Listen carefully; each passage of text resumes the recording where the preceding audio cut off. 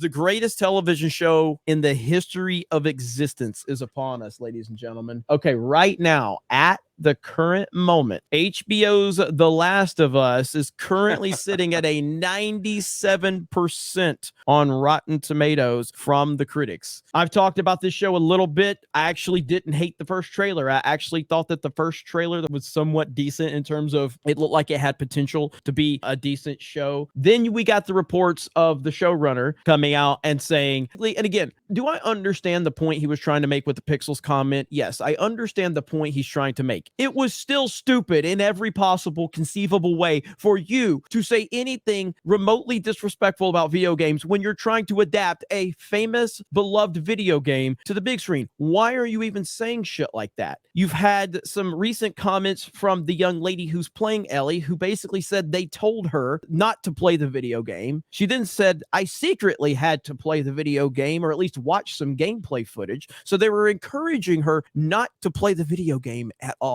A lot of red flags around the show. Clearly, you have Neil Cuckman involved, so we all know that that's a problem. But right now, you've got the critics just falling over themselves. What is everyone's expectation for the series? I still do believe that there's a potentially a good show that doesn't really honor the game in there for normies to eat it up. But I think fans are probably going to have so many problems with this, and then there's going to be a lot of identity politics. There's going to be a lot of identity politics. You know what the trailer reminds me of? It reminds me of the trailers for The Last of Us Part 2. You know, when Naughty Dog lied to their entire fan base about everything that the game actually was, because they knew that the only way to sell you The Last of Us 2 was to make you think that it was something you'd actually like. They wanted you to think that it would honor Joel and honor Ellie and be a story about an adventure of them together, to the point where they changed scenes in the video game to put in the trailer to make you think that, when in reality, that's not what it was at all. It was disrespectful as fuck. It was not the story that anybody wanted to see or thought they should have seen from these characters. And as like we're looking at this, I saw this tweet going around today from Veridark. At least the characters' names are the same. Just look at some of this stuff.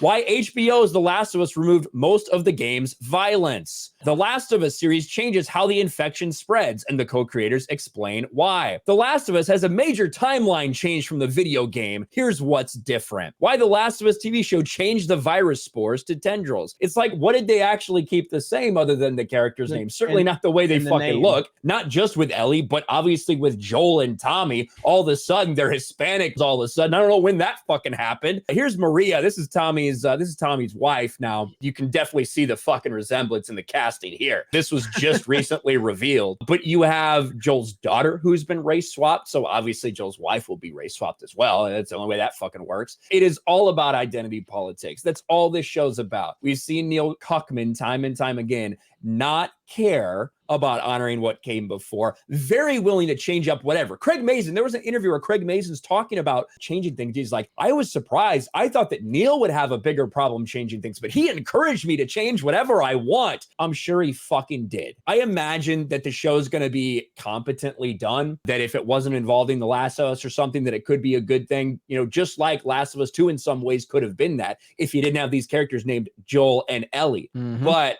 overall, I think that you're going to have some people showing out there, just like you did for Last of Us 2, these people who just take Naughty Dog's cock all the way down their throats, but in reality, it's going to be another abomination. But the thing about The Last of Us reviews is there was like Polygon came out, said it was basically perfect. IGN gave it a 9 out of 10. But there were these little, among all the just blind praise about, oh, it's amazing, it's wonderful, the storytelling is incredible, there were little signs of, it does move the law though. Oh, there are some scenes that some people may not like. And you're like, those are massive red flags when everything else you're praising and you're saying it's perfect. And then Entertainment Weekly came out and said, yeah, you know, the scope is vast, for better or for worse. There's some shot-for-shot remakes, but a lot of it's changed. It may work best for newbies or fans who prefer adaptations barely adapted. It contributes to the feeling of watching someone else's replay. For Entertainment Weekly to come out to say that, and then you compare it to the rest, when there's warning signs in the really positive reviews, I'd actually take that as more significant than just blind praise. It does seem, whether it's good or not, I don't think it's going to be a good Last of Us show. I don't think it's even going to be recognizable as Last of Us show. I think from the description, the intro will probably be like the intro to the game, but then you're going to get entire episodes which had nothing to do with the game. There was one where it says they spent an entire hour just talking about a relationship of people that weren't even in. They turned one note in the game into an entire episode on its own. So